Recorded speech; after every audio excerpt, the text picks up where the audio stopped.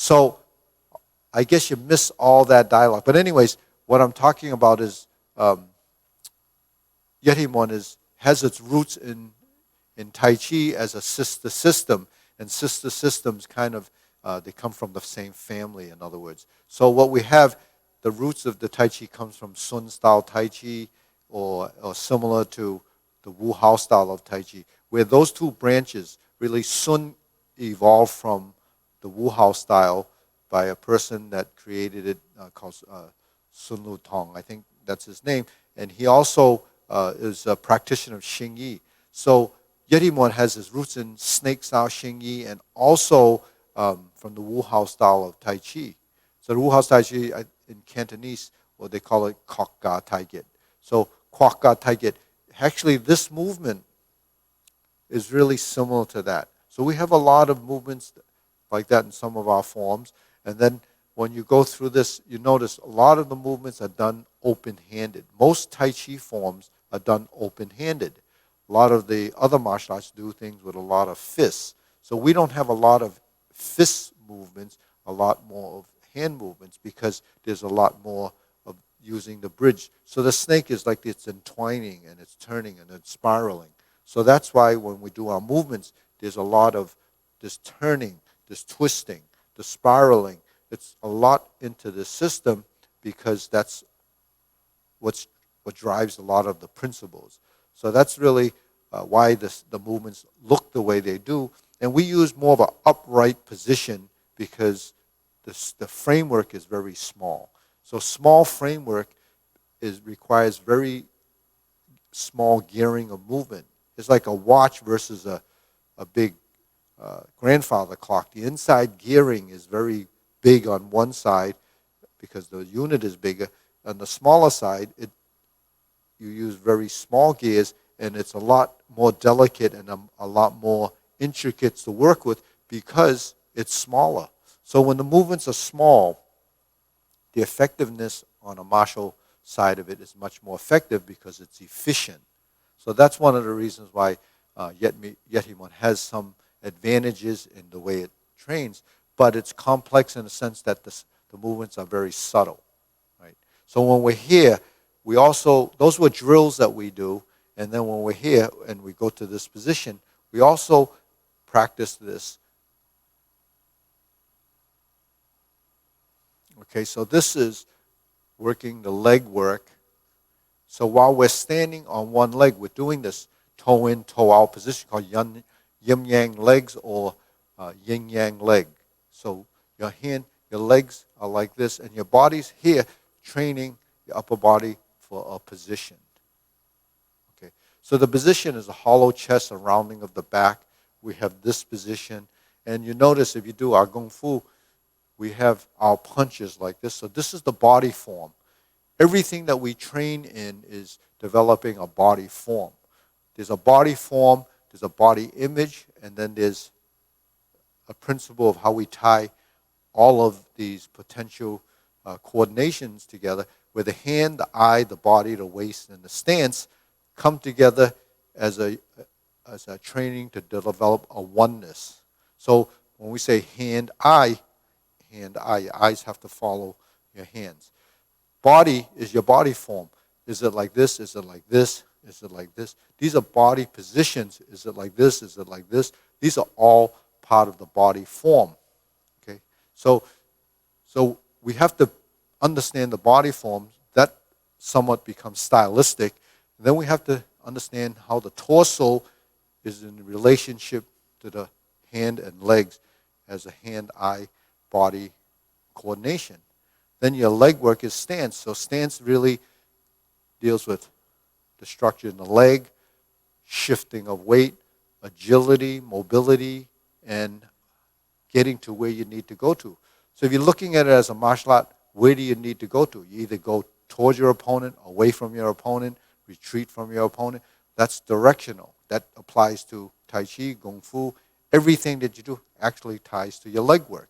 Now, if it's not a martial arts type of a practice that you're developing as a training, and it's purely for health and balance and agility, your goal to get from point A to point B is still getting there. So if you're getting to a task, we have to move around to get to where we have to go to. So agility of footwork, balance, and all that actually supports functionality. So that's something that we can take away from our training, regardless of it's Mudang Yet on Tai Chi, Kung Fu.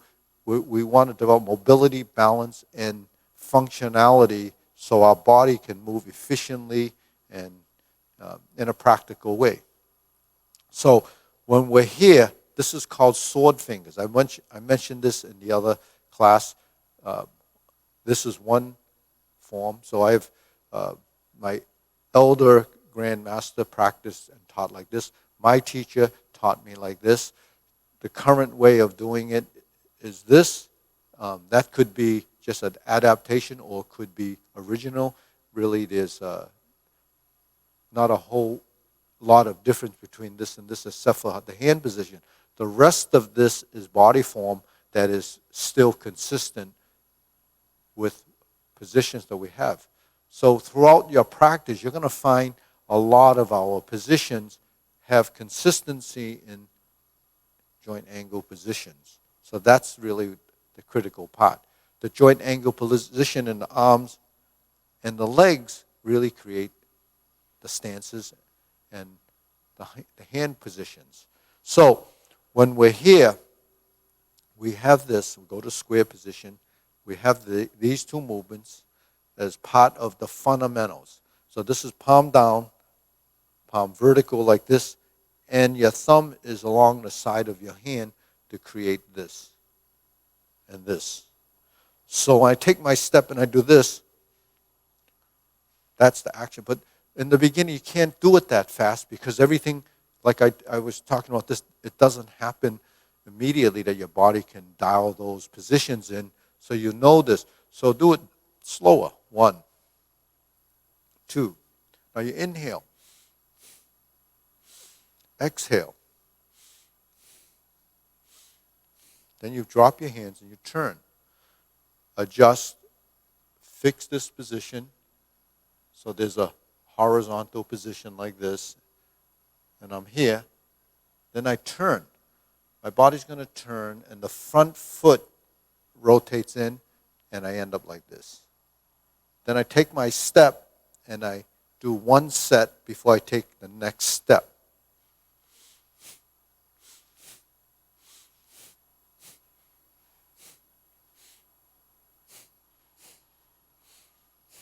And then we're here. Then we're here. Then the hand comes back and we press. And that's all.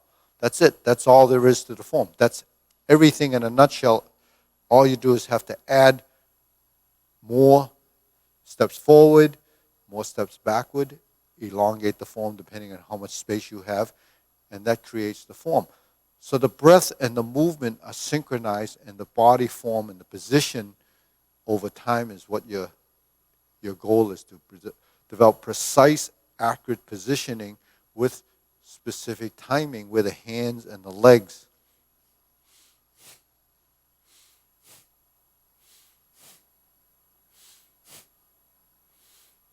Start to blend and tie together.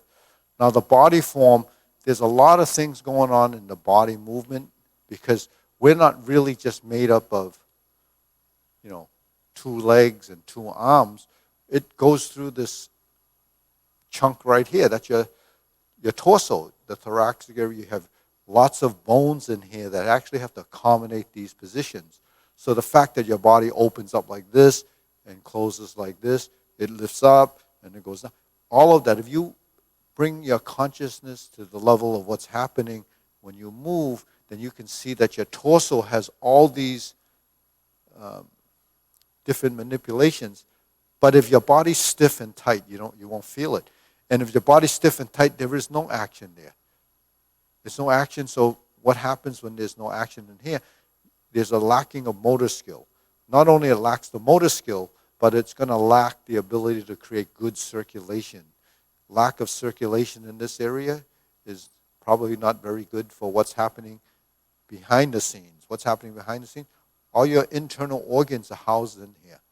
So if the body is not moving and circulating is not bringing nutrients to the most critical part in your body.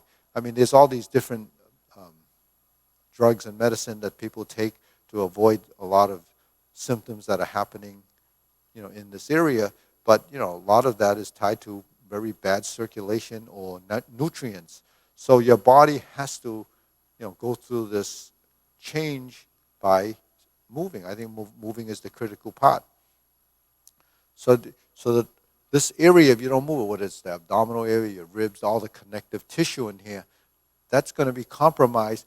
And, things happen as you age. So the thing is, you want your connective tissue, your musculature, your ligaments and tendons to keep moving.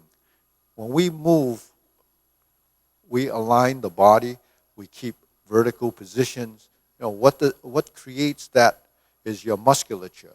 Your musculature has to be controlled by what happens up here. But if the mind and the body become disconnected, what happens there? It doesn't know. If it doesn't know your body is there, your mind is here, and the only thing you're doing is using this to calculate things on just a mental level, it doesn't take it to the physical level. So the mind-body relationship, whether you're doing Tai Chi, Kung Fu, or Yehimon, are all part of the whole training goal is to get that to work the way it's supposed to. Now, there's so many minute things that are happening here that's where the neurons and the rewiring of your system has to come into play. The order of things. When you do this, these are very important to dial into your body, because when it learns it, your body develops good, muscle tone, and it builds good circulation. And I mentioned in one of the classes that, your skin is the biggest organ, that they have discovered another thing called interstitialism, whatever that, I think I pronounced that close enough. It's sort of this little sac that encompasses all your organs and that's underneath your skin that they didn't know before, and that circulates the fluids in there. That's your lymphatic system, and it's working together with your lymphatic. So how does that move? It's really through your circulation. So we're talking about how does this help your immune system. It's really through these gentle actions. So believe it or not, this is really one of the main benefits. So why do people move, especially people that have studied martial arts for many, many years, especially the Grand Masters? It's because this is what they gain from this benefit. And then the motor skill. When we're here, how do we do these movements consistently? It's because we're creatures of habit. If I step up like this, you have a movement, right? This actually is a motion that we have in one of the forms, okay? We're like this. We step up into this position. This is a movement in the form. If we step up, we have this movement where the hands alternate. When I go like this, that's a movement. So each one of these are part of the 5 elements. So it's just another description of that movement, but it's a directional. This comes in, this comes up, this comes out. So it's a directional movement. Then you have the corner movements. So this movement is like Jade Lady Work Shuttle, or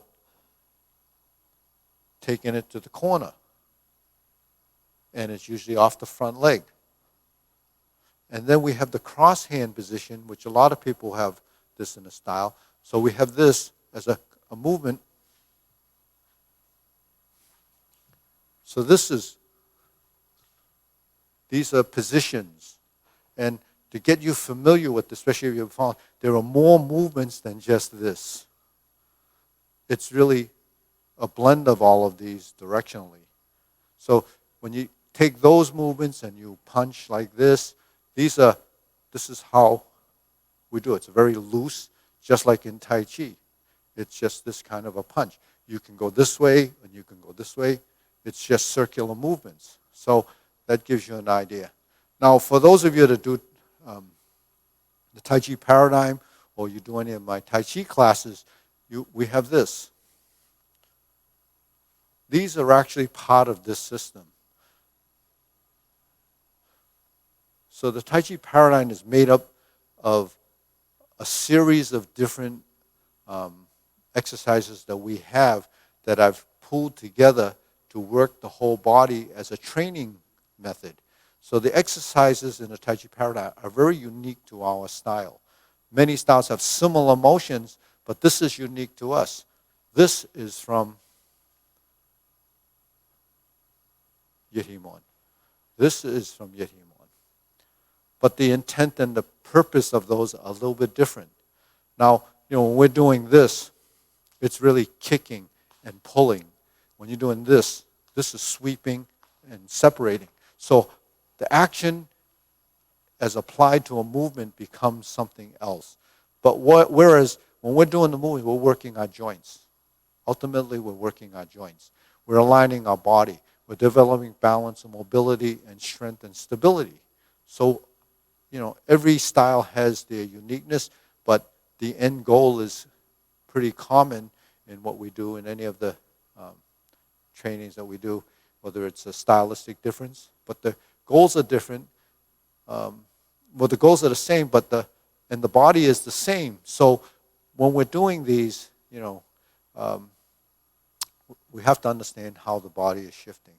Oh, actually, when we think of it, in some respect, the goals are slightly different in the sense that this is just to loosen the joint. Whereas if I do like this, or I pull, that becomes a technique, which is, I don't always focus on that aspect because a lot of people don't practice this for that specific thing. So anyways, when we're here and we're going to go through Yehikun, okay, so we're going to start here. We can go like this, or we can just press down and then find that center line. Step up first and do your first movement. Then we're going to take a step. Inhale. Exhale. Exhale.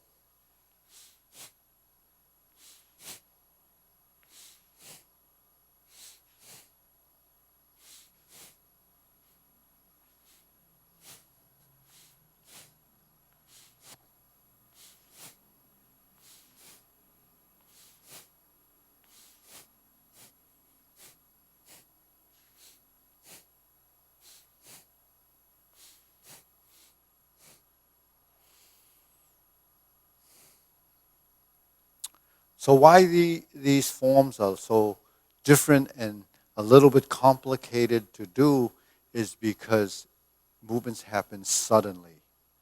So when movements happen suddenly, the resetting and resetting happens quickly so that your body has to adapt a lot faster, which is actually pretty difficult when you haven't studied something like this or haven't moved your body like this.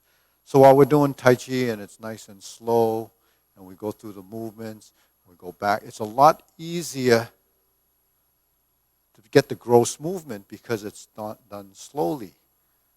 But if you're like this, and all of a sudden you're like this, and you're like this, and you're like this, and you're like this, how does your body respond to that immediately? It doesn't. So that's why it is a little tricky to do in the beginning. But with that said, everything really starts with these movements. And then you start to build. The step is very simple. You just pull and you start to move. You can do it like this, and then you turn, then you move, then you turn, and you move, and you go like this.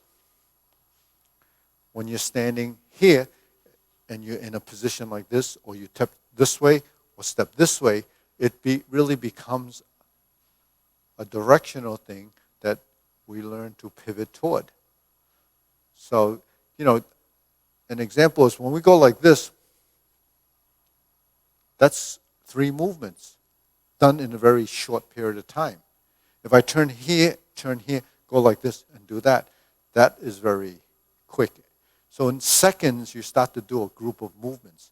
So that's the big challenge. The coordination, the timing, the accuracy of your positions get compromised in the beginning till your body is familiar.